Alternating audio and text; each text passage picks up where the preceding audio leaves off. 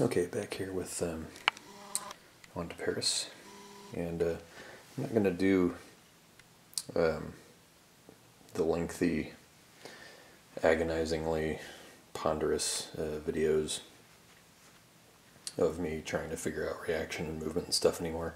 I've kind of set those up, you know, everybody's had a chance to see kind of how that process works.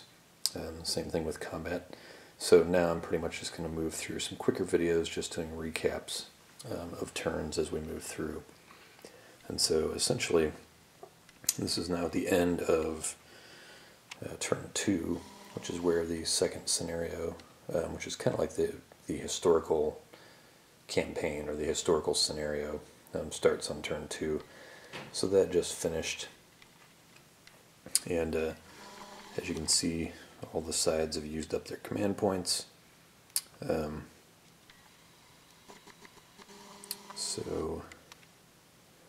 I'm actually not sure, it may not be over because I do still have strength points for the French to spend.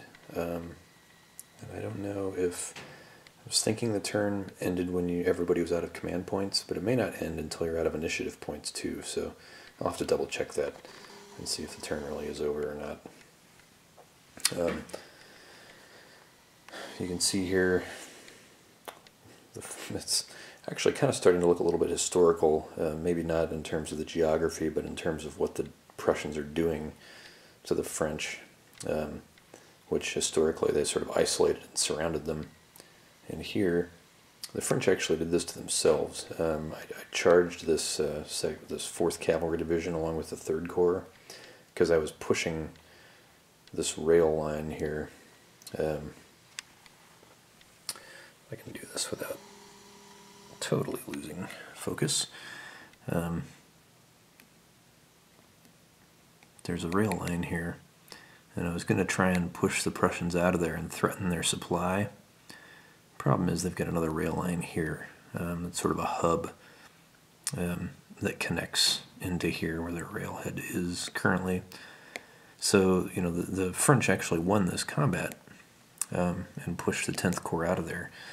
And they were both demoralized, and the French ended up, they both ended up remoralizing later because I didn't want these guys to be stuck up here demoralized. But I realized once I moved them up here that I've actually moved them out of supply because this Prussian Cav interdicts this supply line here.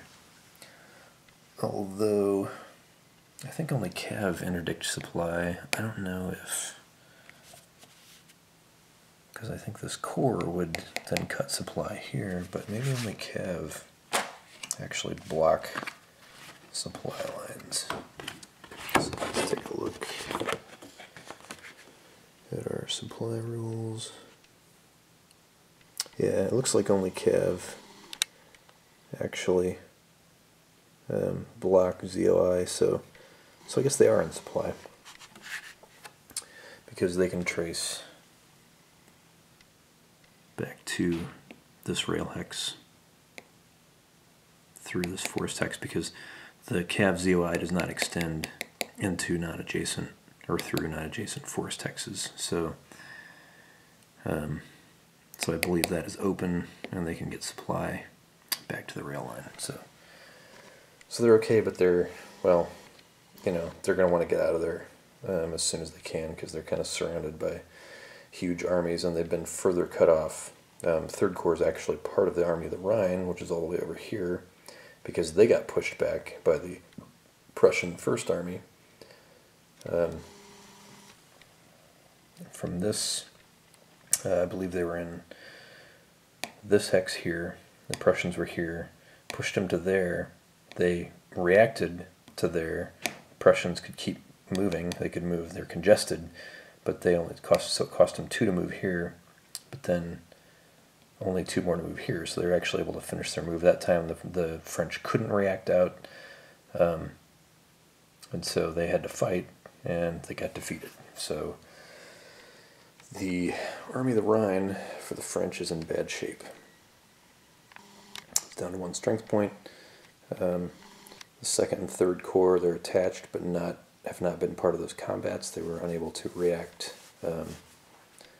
into the hex to join the army, so it was just the Guard, the Imperial Guard Corps, and the 2 Cav divisions.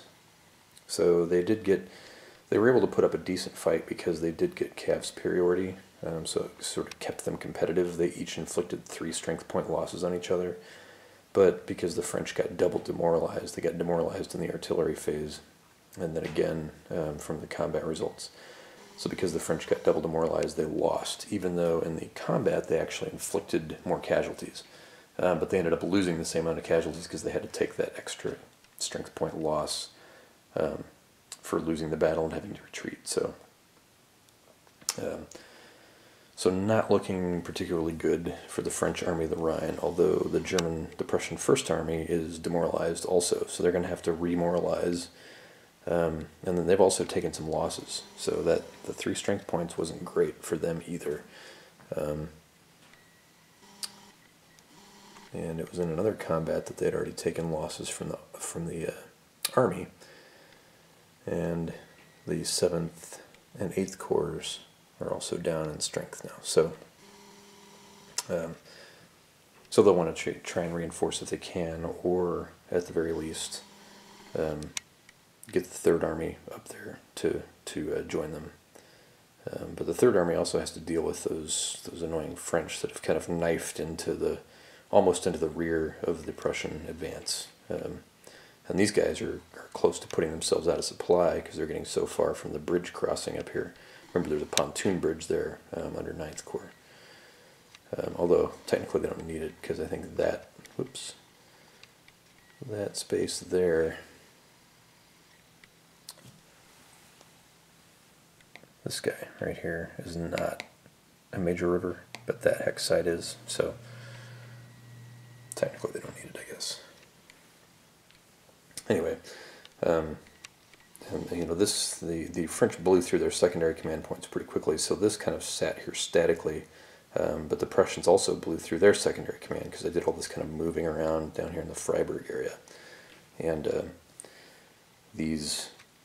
these guys pretty much all sat here. One thing I did do was create the Army of the Loire, and I added the 7th Corps. What did I do? 6th Corps, 7th Corps, and 12th Corps.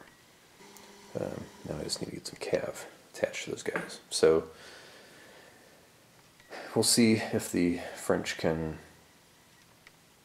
manage to put some pressure on the Germans here in Baden, but the Prussians did in fact bring on from off-map 2 additional corps there, which should be probably enough to defend this region against the Army of the Loire, unless I can get more strength points in or some cav or something in for the Army of the Loire, because otherwise the French really need to be putting points in up here and over here. So kind of not the best turn for the French, although they did manage to get at least 1 combat victory. The big ones that they lost were pretty big and pretty brutal. So there we have the supposed end of turn 2. I just need to double check and make sure that I don't have to spend those IPs. So more later.